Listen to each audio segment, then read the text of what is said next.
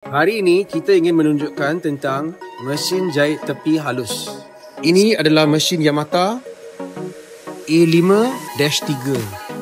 Computer box, direct drive dan motor kawalan speed.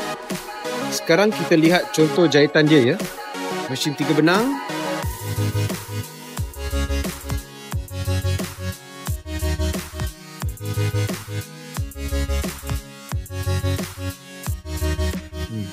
Mari kita tengok. Okey tak jahitan dia? Memang best kan? Memang cantik. Tetapi ramai di antara penjahit beranggapan bahawa mesin tudung yang halus beribu-ribu harganya. Tapi jangan bimbang. Dekat kedai mesin jahit Joshi, harga dia memang cun.